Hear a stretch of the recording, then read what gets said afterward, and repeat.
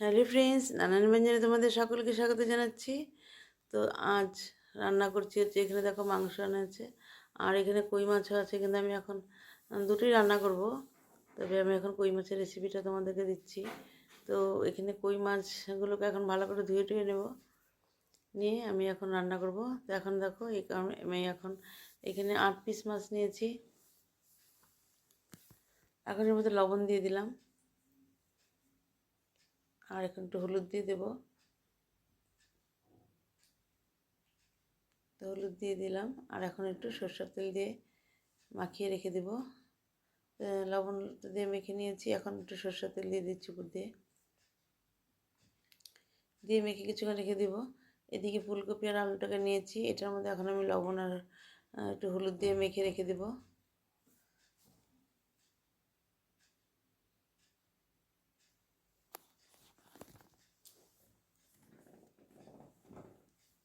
তো মেখে রেখে দিলাম আর এখন তো কড়াইতে তেল দিয়ে আমি এখন মাছগুলোকে ভেজে নিচ্ছি।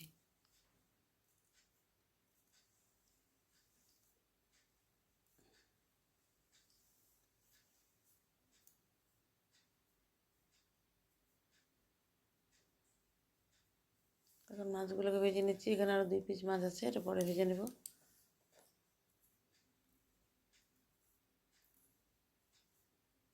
এখন মাছগুলোকে উল্টিয়ে দিচ্ছি।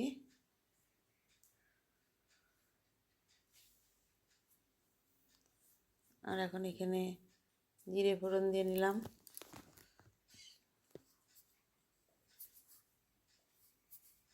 আর এখানে ফুলকপিগুলোকে আর আলুগুলোকে এখন একটু ভেজে নিচ্ছি।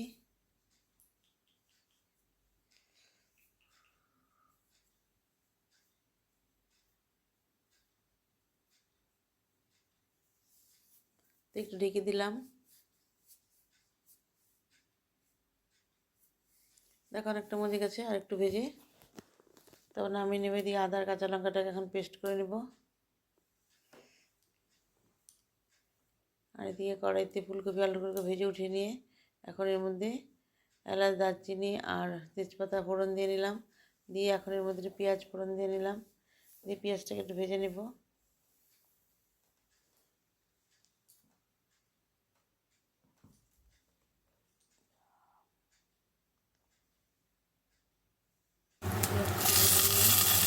এখন এর মধ্যে একটু বিচি ছাড়িয়ে টমেটোটা দিয়ে দিলাম। দিয়ে এখন এখানে আদা আর কাঁচা লঙ্কা পেস্টটা দিয়ে দিচ্ছি, দিয়ে এরকম ভেজে নিচ্ছি। ভেজে নিয়ে এখন এর মধ্যে পেঁয়াজের পেস্টটা দিয়ে দিচ্ছি, দিয়ে এখন মশলার সাথে মিশিয়ে নেব।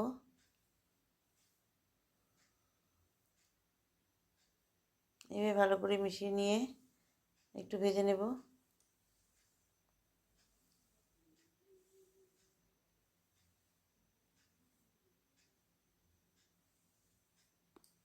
এভাবে ভালো করে মশলাটাকে কষিয়ে নিচ্ছি। কষিয়ে নিয়ে মধ্যে এখন লবণ দিয়ে দিলাম আর একটু হলুদ দিয়ে দেবো। দিয়ে আবার এই মশলাটাতে ভালো করে মিশিয়ে নেব। নিয়ে এখন সামান্য একটু এখানে গরম জল দিয়ে দিব অল্প পরিমাণে।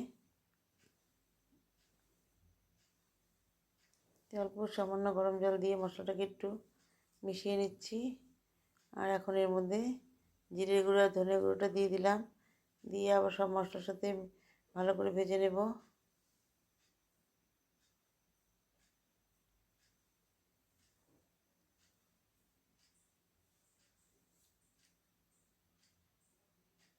ভেজে নিয়ে এখন এর মধ্যে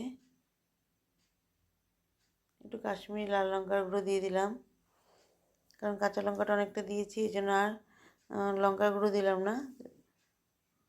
দিয়ে ভালো করে মিশিয়ে নিচ্ছি। দিয়ে মিশিয়ে নিয়ে এখন এর মধ্যে ফুলকপি আর আলুটাকে দিয়ে দেব।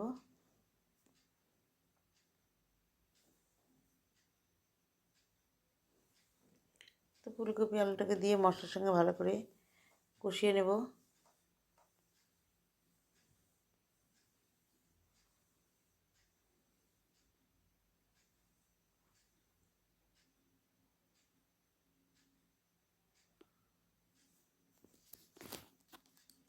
তো ভালো করে কষিয়ে নিয়ে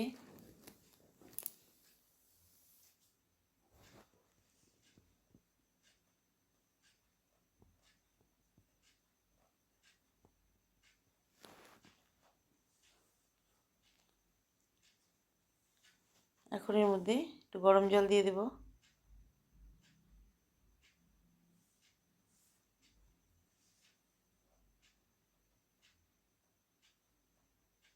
দেখো মশলাটা কষে গেছে।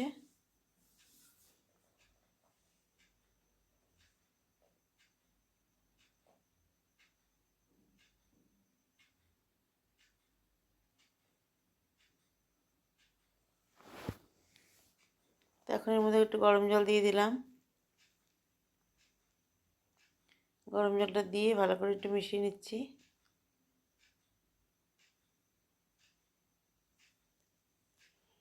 দেখো তরকারিটা ফুটে উঠেছে। এখন এর মধ্যে মাছগুলোকে দিয়ে দেবো।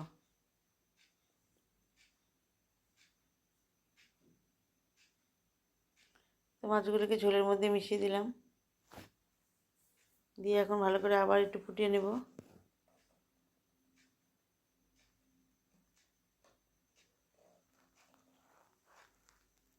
তো আবার কিছুক্ষণ এটা ভালো করে ফুটিয়ে নিচ্ছি। ফুটিয়ে নিয়ে এখন এর উপর দিয়ে ধনেপাতা দিয়ে দিলাম। এভাবে ধনেপাতা দিয়ে আরেকটু ফুটিয়ে নিয়ে তারপর আমি এটাকে এখন নামিয়ে নেব। তো নতুন বন্ধুরা তোমরা যদি দেখে থাকো তবে প্লিজ একটু কমেন্টস করবে, অবশ্যই সাবস্ক্রাইব করে পাশে আসবে এবং কোথা থেকে বলছে অবশ্যই জানাবে, তাহলে ভালো লাগবে। আর পুরনো বন্ধুরা তোমরা অবশ্যই পাশে থেকো। এভাবে আমার রান্নাটা হয়ে গেল। তো বন্ধুরা তোমরা যেন সবাই ভালো থাকো, সুস্থ থাকো এই কামনা করছি, আর আমার পাশে থেকো। নমস্কার।